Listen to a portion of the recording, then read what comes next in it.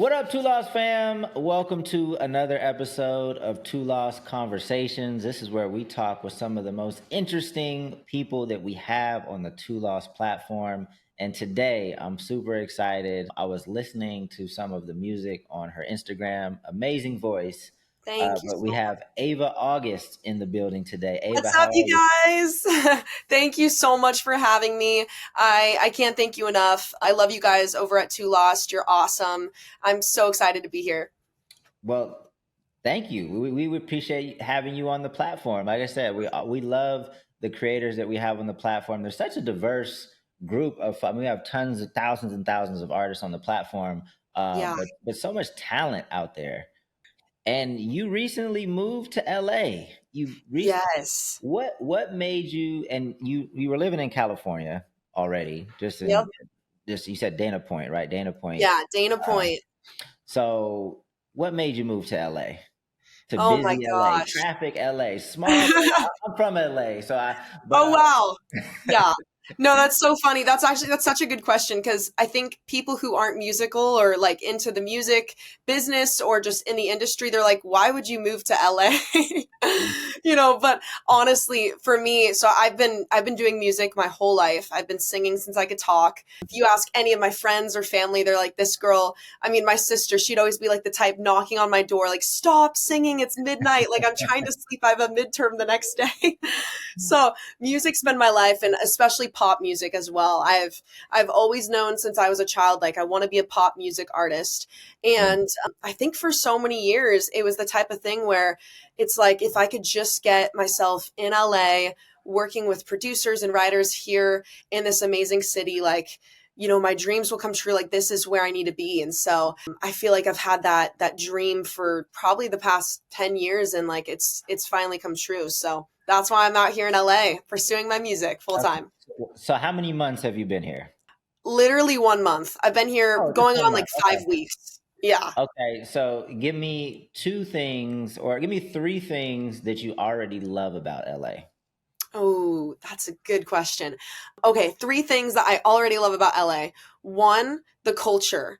I love it so much. And really when I say that, like just the energy of LA is incredible. There's this amazing excitement in the people you talk to, even on the streets. Like everyone has a dream or something that they're pursuing, and it maybe it's not even in entertainment, but there's just this hustle and bustle urban energy that it's like electric. It's addictive to be around. So I love the energy Okay. and culture of LA.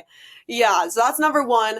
Number two, I would say honestly, like just the opportunities it has here. Like there's everything in LA is right up my alley. Like all the stuff I'm trying to do with my music and even acting, all that kind of stuff. It's in Los Angeles, so there's a lot of opportunity here. And Hmm. three, I feel like it's not far from everything. So like you've got the beach, you've got Hmm. the mountains, and you've got the urban energy, like all in the LA vicinity. So it's pretty special. And there's like no other place I feel like that has that. Yeah, no. So LA, so because some people come here and have a very negative experience. Mm, It's all about who you get connected to. Like when you get, because yeah. obviously there's a diverse set of people here.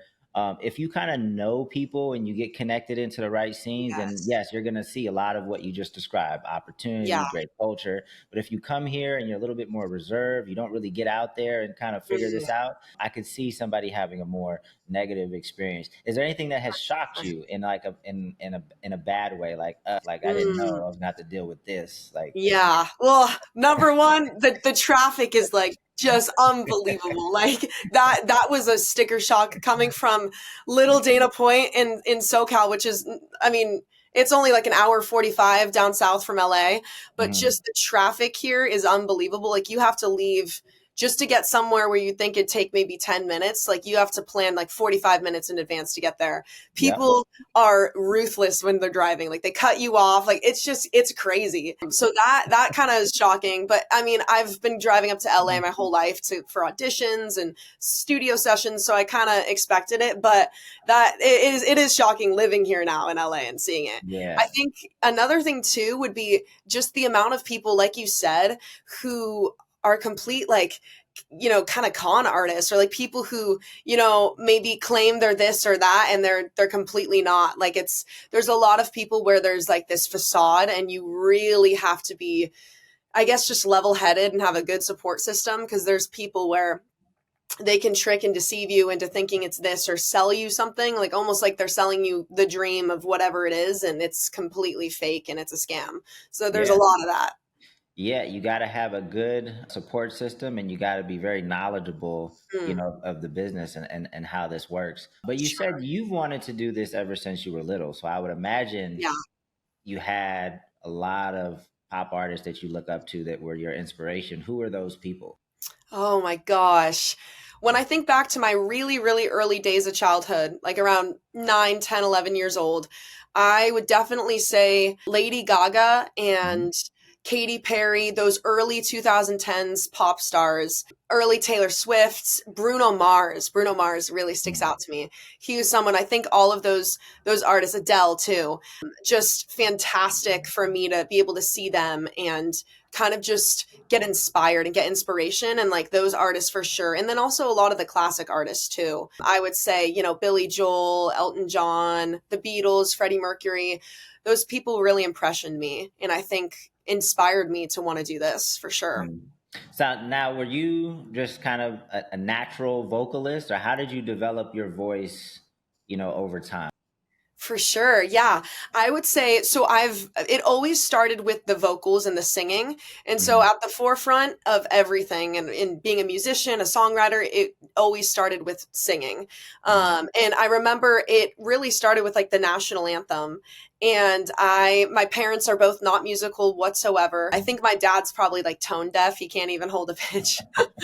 And sending strays to pops. Okay. Yes. So my dad's a sports guy. He had my sister and I in every single recreational sport you can imagine. Okay. And the way that I was incorporating my music, because it was always me, like, I want to be the pop star. Mhm. And I would basically sing the national anthem for like the opening day ceremony of the NJV club, or the little league ceremony in my local hometown. And so that's kind of where it started, and it really honestly started with a musical theater background and getting that professional vocal training at a young age. Nice, nice. So when did you? So obviously, you say you have a passion for it when you were young, but when did you start getting a little bit of traction that, oh, I might be able to do this as a career? Like, what was kind of the first win or two that you were Yeah. like, okay, I can do this? For sure. Well, I would say so back in elementary school when I was still doing sports, I was just a kid, and I always knew in my heart that like this is what I wanted to do. And it's very interesting because I talked to so many people my age and a lot of other college kids, and it's like, they didn't really know, and they still don't really know like what they want to do. And it's crazy for me. Like, I've never had a career shift or like a moment where I'm like, I don't want to be a musician and an artist. But at a young age, I secretly got Instagram behind my parents' back. And I think I was probably third, fourth, fifth grade, like very young. I secretly downloaded it, and I started posting videos online of me singing, like 11 years old. And there were these little, like these Instagram accounts that would post these singers, like these underground musicians, and like Mhm. the videos would go viral and stuff. And I remember there's one kind of singing account when I was around 11, and I hit them up on DM, and I sent them a video of me singing, and they posted it, and it kind of went viral. It got like hundreds of thousands of views, and Mhm. all these people started following me on Instagram. And I was like 11 years old at the time, and I didn't tell anyone this I was doing this. But someone in my local hometown, or a friend of a friend, like saw the video on social media and told my mom about it. And my mom found out about my Instagram and everything. And I think that was the moment where it almost, like, at first my mom was kind of shocked. She's like, you're posting these videos on the internet, like they're Mhm. going viral. What is this? I need to manage this for you. Like, I don't want you on here. Mhm. There's some weird people online. Like, it was Yep. wild, but it actually turned into something great where it almost gave my mom and like my family that kind of switch where it's like, wait a second, Ava's popping off right now on like these videos. This is something we should pursue. So I feel like that moment for sure. So you probably would have gotten in trouble if it wasn't viral, if they didn't see that, oh, you got some track, or did you still get in trouble as well? I think my mom, she was more, I think that everyone was kind of in awe. And I remember it was like when TikTok was Musically, and some of my videos were kind of popping off and getting like featured on Musically and all this stuff. And like even my teammates on my soccer team were like, oh my gosh, you know, Ava, your videos, like what's going on here? Your videos Right. all over the internet. And so I think everyone was a little bit shocked, but then it was also like the wheels started turning, and especially my dad too. It was like, okay, wait, this could turn into a serious thing. Like this is actually there's something there for sure. Yeah. So when did you actually start making your own music? I started writing. Well, what happened first was I started to learn how to play the instruments, Right. because I mean, honestly, I feel like I don't even know, for someone who would be in my position as a singer, and if you're not able to play an instrument, it's very difficult to write. So Mm. what happened was I begged my mom to put me into piano lessons, and at around 9 I started taking intense piano lessons, and then I also started to learn acoustic guitar, electric guitar, and ukulele. And being able to play all of those instruments just inevitably drew me to songwriting. And I wrote my first song at around 9 years old. Nice. And when did you upload your first song to Spotify? Okay, the first song I uploaded to Spotify was, oh gosh, this is so funny. It's a song called You Let Me Fly, and it was for an elementary school song contest at my school. And I was in Okay. third grade, and I remember writing at the keyboard, and we took it to a producer in kind of, I believe, like downtown Anaheim or something. And we Mm. recorded it, and I uploaded it, and I remember it like won the award at the school, but it was on my Spotify, but I've taken it down since Why'd you take it down? You should have left it up there. I mean, of course, then. I know you've gotten a lot better since then. Okay, so now, I mean, you moved up here, but do you have a team? What does your team look like? Yeah. So, I mean, long story short, what ended up happening was like after, elementary school, I'm still grinding. I'm performing out all the time. I'm continuing to post. And then what happens, COVID hits. And I'm still posting my videos. All my shows get shut down. And a casting producer for American Idol reached out to me online and, asked, hey, would you want to, do the audition? Would you be interested? And at first I was very hesitant, and I was like, no, I'm not going to do, reality TV. There's no way. But I ended up doing the show, and this was my freshman year of high school. I was 15, and it took over my whole life freshman year. I ended up placing in the top 10, and that experience really was a pivotal experience because it opened up like every single door I have today, and it really was kind of the leeway into what I'm doing now for sure. But pretty much after the show in 2021, I basically have just been releasing music independently ever since the show. And I have an incredible manager. Her name's Jordan. And she and I were working together with my producers, Dylan Ruda, and I have a few other ones and writers that I work with on kind of just continuing the momentum of releasing music, and yeah, and just continuing to put work out. Nice. So American Idol found you just through social media. They just DM'd you, a producer DM'd you, and Yes. Yeah, I was like one of the singing covers I think I was posting in those videos. Yeah, it's wild to see how the internet has honestly like brought me in so many different places. yeah, I tell artists all that, because a lot of artists are hesitant to post. They're hesitant to be very active. Like you just Mm, never know what opportunity. You never know who's watching. You never know like who's gonna reach out. So if you're not being active, if you're not posting, you're not giving yourself that opportunity to potentially people to reach out. And then yeah. I know artists that don't even check their DMs. So if they like, I know artists that have found out about opportunities that have come and went, but Mm, they didn't check their DM or didn't check their email, so they missed the opportunity. So be mm, active on socials. for Make sure sure. you're checking your DMs. And you seem like how did you get? Because you're only 19, right? Yes. Yeah. Uh, like how? But you seem more mature than your age. Like Thank how? you so much. I'm assuming some other people have told you this, or like how did you like I just really develop appreciate as a yeah, where did this Thank come? you. Like, were you just always very social and talkative, and like, how did you develop just as a young lady? Thank you so much. I really appreciate that. It's honestly, I feel like it's from I think the journey for how long I've been doing this, and it's the type of thing because it's funny. A lot of artists I've read their bios and their journeys where it's like they first picked up a guitar when they were 15 and like, hey, I might want to pursue this. And I think for me, since I've known at such a young age, in a way, it's a blessing and a curse because it's like one, I've been at this for 10 years, and this journey, it's a lifelong journey.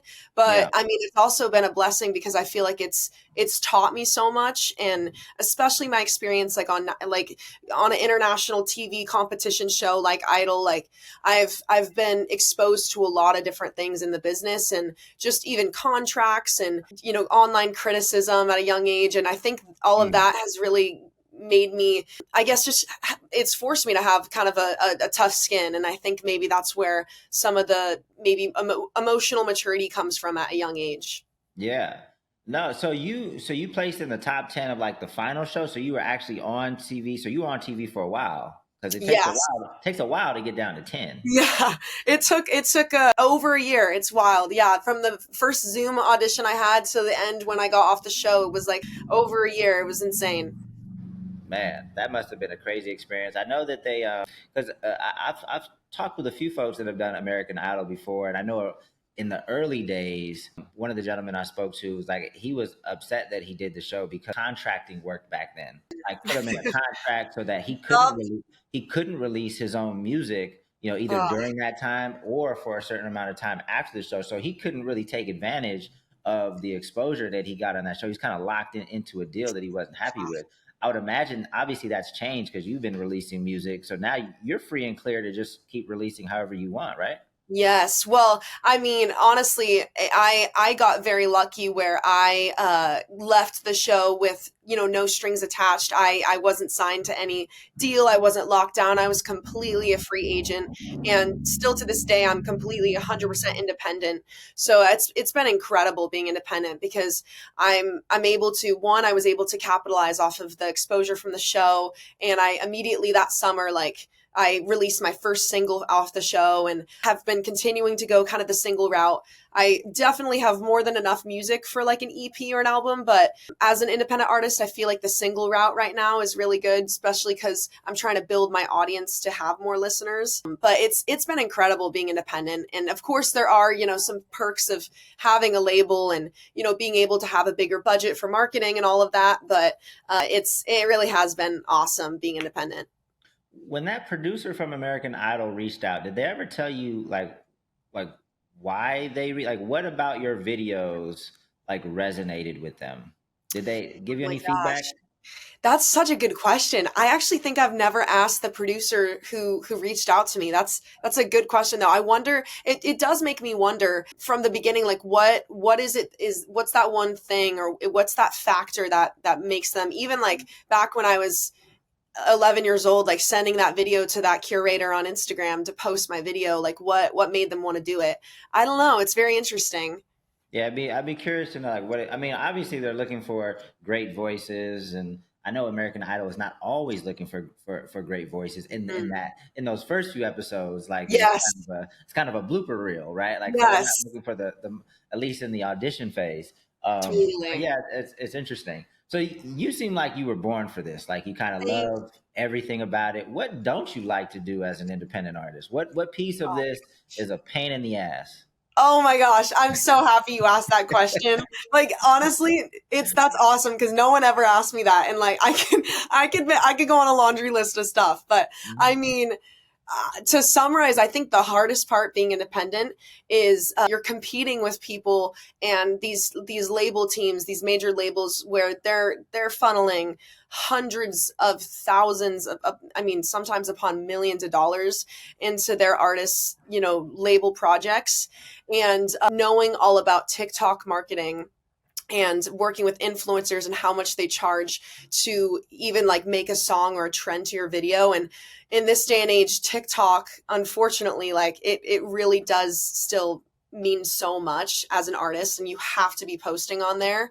And Hmm. if you look at like all the Spotify playlists, you know, all of the songs, I'm like, oh, that's a trend on TikTok. That one's popping off on TikTok. And so I think competing with the major label budgets and also just the connections that the major labels have to the DSPs and getting on editorials, it's very hard. And you know, without any team at all, like it's, you know, it's almost impossible to compete at the same level that these major artists are competing with. But I think Yeah. at the end of the day, you just have to remember that it's such a journey. And I think a lot of times it's so easy for independent artists to get discouraged because you see that and you see just, you know, because it's also a very oversaturated space. The internet is like, I Hmm. mean, people are constantly, and I'm sure you've seen like how many people are going to post another video in their car going, listen to my song.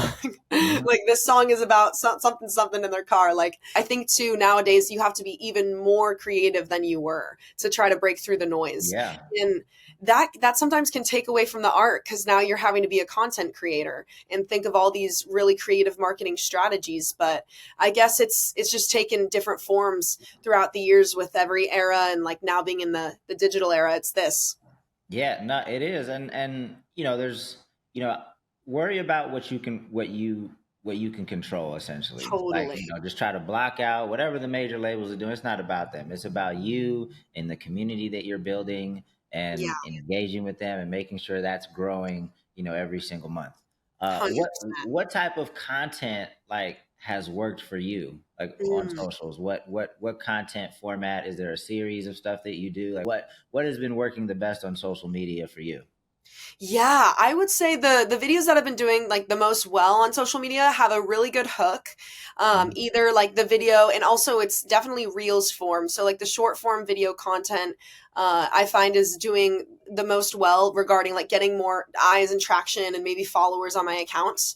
But I would say like videos where there's kind of a meaningful or eye catching hook that just is like above my head while I'm singing, and it kind of just captures the viewers as they're scrolling, because you almost have to think like if someone's doom scrolling on their phone, what video is going to make them go, wait a second, wait, let me go back and watch that again, what was that? So I Mhm. think the videos that are just really eye-catching and also like have a storytelling aspect have been doing really well for me, at least. Yeah. Who is it that like who's in your community? Who do you make music for? Mm, that's a good question. I would say I make music for young female girls, women, and their moms, the grandmothers, like definitely appealing to kind of just like the female experience. And so artists with like probably a similar audience demographic would be Olivia Rodrigo or Sabrina Carpenter, Hmm. that kind of vibe, very just like youthful young woman experiences. Okay. So is that so if you could snap your fingers right now and whoever you wanted to collaborate with would appear in your room right now to work on a song, like who is that today? Oh my gosh. If I could snap my fingers, if I could close my eyes and think about one Mhm. artist, honestly, like the first person that comes to mind would probably, honestly, it'd be so cool to do like a duet with, can I give like a male artist and a female artist? Feel free. Yep, that works. Okay. Okay. Yeah. So for a male artist, I feel like Harry Styles would be so cool to collaborate with, Okay. and we could make something really cool.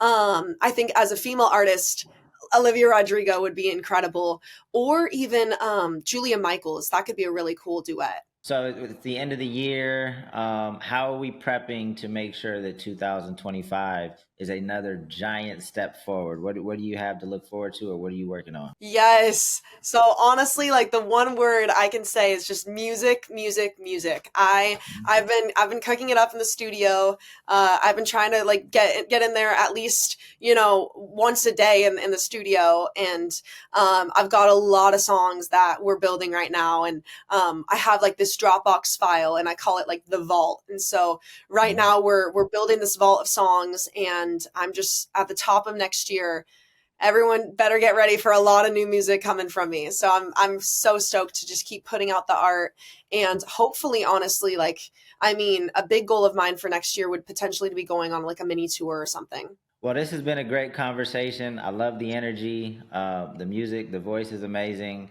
Everyone, check her out, Ava August. What is it? Just Ava August on socials? How can they find you? Yeah, yeah, it's just Ava August, and yeah, I'm born in August. I'm a Leo, so the Leo gangs who are watching, Love you guys. And yeah, just Ava August, and that's I'm on every single social media platform you can think of. Awesome, awesome. Stick around. We'll chop it up for a second before we get up out of here. But this has been another episode of Two Lost Conversations. We got some amazing people on the platform. So make sure you tell folks about Two Lost. Make sure you're using Two Lost. And if you want to do a Two Lost Conversations, reach out to our team. If you got an amazing story to tell, we'd love to speak with you. So until next time, guys, have a good week. And we're out. Peace. Bye.